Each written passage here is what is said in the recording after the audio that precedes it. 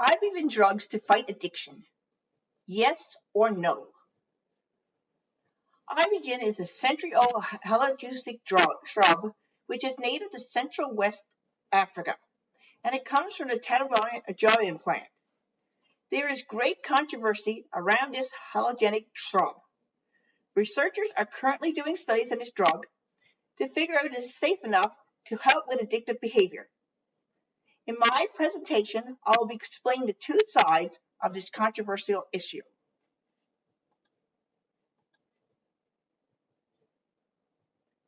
In this slide, I will talk about the two sides of this controversial issue. As I explained in the previous slide, there are two sides to this controversial issue. One group says that Ibogaine should be given to individuals with drug addictions because it can help cure people with drug addictions and give them back their life. This group of people say yes, that Ibogaine should definitely be used to treat drug addictions. Another group says that Ibogaine should not be used to treat drug addictions. These individuals say that it's too dangerous to use and there are serious side effects from this drug. You could even have heart failure and die. And therefore, this group says that Ibogaine should definitely not be used to treat drug addictions. There is one side that says yes and another side that says no.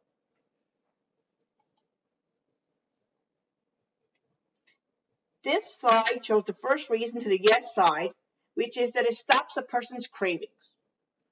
One reason that people say that individuals with drug addictions should use Ibogaine is because it stops an individual's craving to the drugs.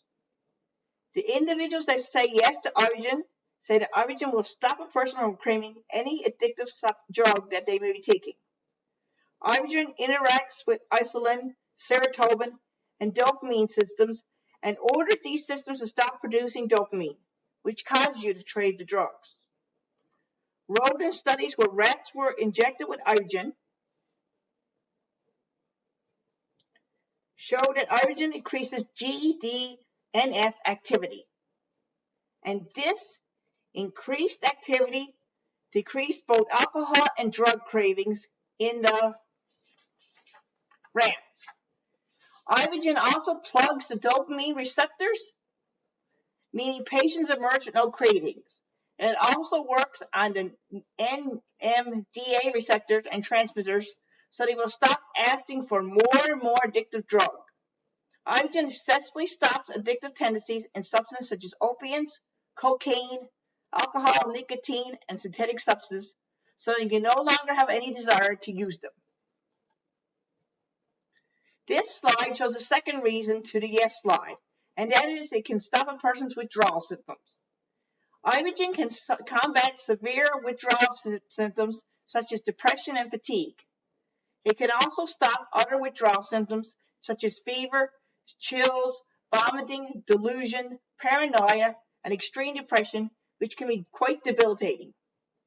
If an individual has severe withdrawal symptoms, then they will reach for the drugs to stop the withdrawal symptoms. In rodent studies, it was shown that when rodents were given Ibogaine, they immediately stopped administering the drug for themselves because they did not experience any of these withdrawal symptoms, as you can see here. Because the withdrawal was absent, they did not want the drugs, and there was a lesser chance for relapse. This slide shows the third yes side, why Ibogaine should be used, and that reason is because it helps individuals to fight the root of their addiction. Ibogaine helps patients to deal with difficult personal experiences in an objective way and find closure. The trip aspect of Ibogaine enables patients to exact work and psychological aspects of their addiction. And Ibogaine takes you through all the bad decisions you made in your life and makes you confront them. Therefore, it helps you get to the root of your addiction by confronting some underlying trauma or pain that caused you to start abusing drugs in the first place. The tree diagram shows all the anger, neglect, and abuse that may have happened in the past. One participant in Brown's study said, "I saw my family from the time I was born to now, and what caused the addiction to happen, and I want to change this addictive behavior." The final slide to the yes debate is it totally changes a person's life perspective. The final slide shows that when a person takes Ibogaine, they have a very spiritual experience that changes their whole outlook on life. Instead of wanting to use drugs, Ibogaine comes to a major cathartic release. In fact, individuals that are taking Ibogaine have quite an aversion to the substance when they come in contact with it and no longer want to use it. Individuals who take Ibogaine start thinking more clearly. They are more relaxed, happier, and positive about the future. Many of these drug abusers report they feel cleansed or reborn. These patients were able to formulate a plan to put the drugs behind them and to maintain a clean life as they move forward into recovery. Now we're going to the no side. The first side to the no side of the debate is that Ibogaine does not react well with people with a concurring disorder. People with a concurring disorder do not respond well to Ibogaine treatments. In fact, it makes their condition worse. In people with mental disorders such as depression, schizophrenia, bipolar disorders, paranoia, and panic disorders, their illness can be elevated to higher levels. It also causes extreme emotional reactions in some people, especially people who have experienced traumatic things in their childhood or adulthood. Ibogaine can cause these individuals to go into trances-like state, especially in schizophrenia cases where the person will then dissociate from their own body and from reality. It will put them in a trance that they may never recover from. This slide shows the second no reason on why Ibogaine should not be used to treat drug addiction, and that is because Ibogaine can cause body tremors.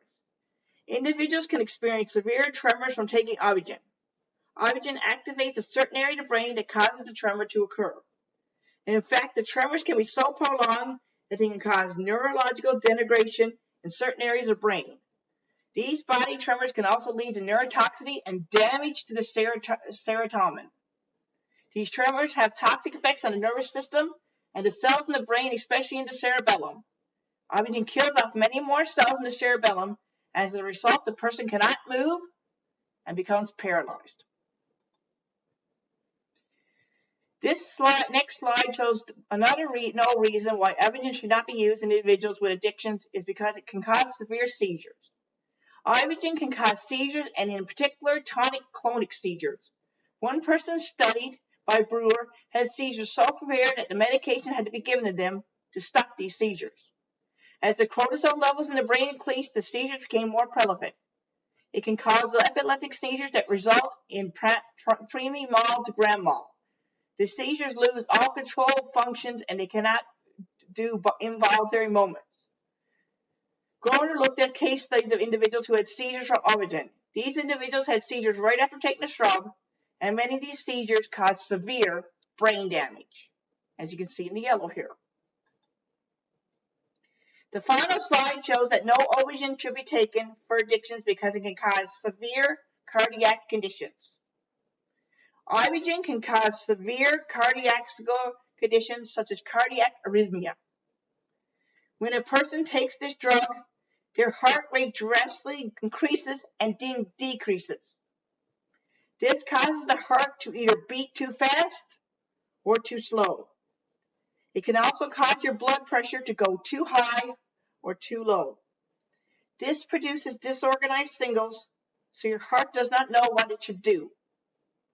Other heart conditions that Ibogaine can cause is cardiomyopathy, which is the thickening of the mitochondria, which is the heart chamber in the left ventricle. This makes it difficult for the heart to pump blood to the rest of the body. Studies by Lipper and Earhart show patients having suffered this infraction to the left ventricle of the heart after taking Ibogaine. Lipper did case studies on individuals who took this drug over a period of time, and their left ventricle suddenly dilated, and that caused them to have heart failure and die.